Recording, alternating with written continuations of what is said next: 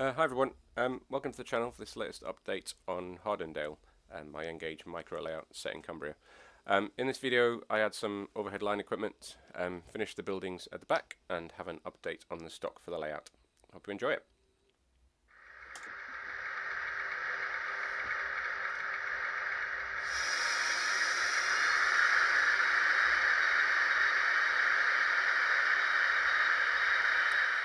So as a reminder, my Hardendale layout is based on the Hardendale Limestone Quarry in Cumbria, which you can see just off the M6, and it's just off the West Coast main line near Shap.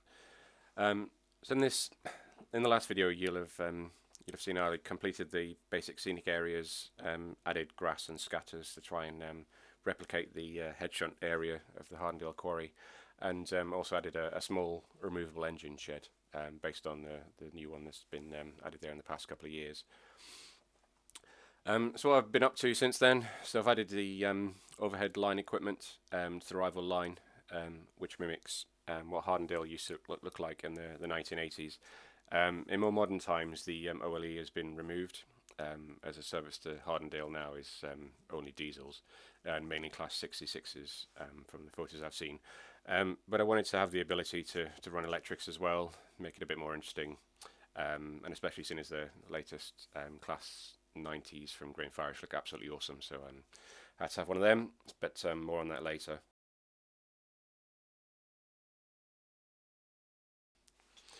The OLE poles themselves, they're from Dapple. They're the same ones that I've used on Crow Road. But for the end pole, the one where the wires terminate effectively, I couldn't find any kits that replicated that, and I also couldn't find any photos of what it might actually look like. So I had a look around. I knew that at Ballock Station they had one from my research on Crow Road, so I based the end pole on that. So all I've done is kind of used some leftover steel girders I had from a sanding tower kit, glued them together and painted them in an acrylic paint, and I think it looks quite good.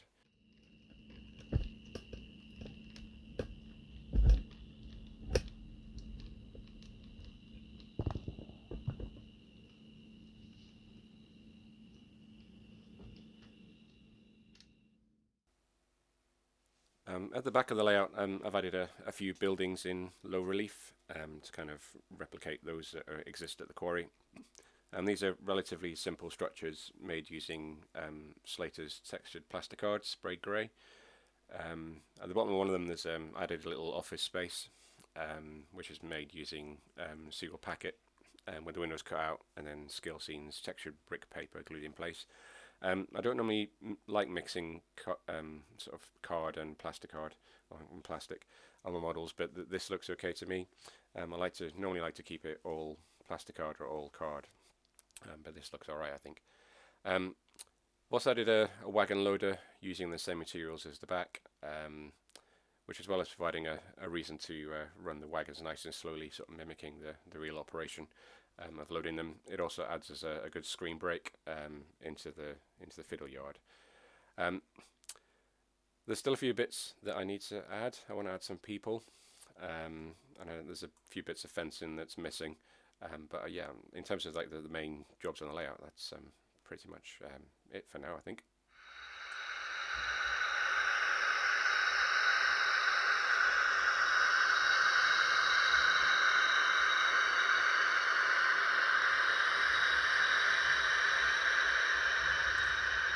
So in the stock front, as I said earlier, I've treated myself to a Class 90 in Freightliner livery, with sound fitted as well. This is an awesomely brilliant detailed model, but what I really like about it is the sound. It's one of the things that I really like about it is you have to go through a series of sequence of events or button presses to get the engine to start, to then raise the pantograph and all that kind of stuff, which I really like. Although it was quite frustrating when I first had it, as I couldn't get it to turn on, but you have to kind of do this, then this, then this, all of which have a sound associated with them, which certainly adds to the play value. I've also obtained a Class 92 in DB livery from Levolution's trains. Currently this is just DC, but I plan to fit a DC sound chip to it to kind of get some sound and get it to have the better level of control that I can get with DCC. Sorry. I've also added some proper lighting to the layout as well. I noticed from previous photos and videos that the lighting provided by the LED lights in the garage wasn't quite up to scratch and provided some shadowing in places. So I bought this LED set, which is, I think it's designed for like a table, or sort of like a desk lamp effectively. But what it does is, it just attaches to the table, and then you can kind of use the sort of adjust the LEDs to provide the lighting where you need it. So this works really well for Hardendale and my other micros because they're quite small. Probably wouldn't work for anything bigger.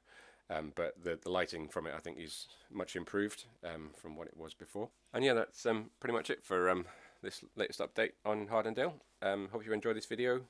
If you did, please leave a like and let me know what you think in the comment section below. And I'll see you all next time.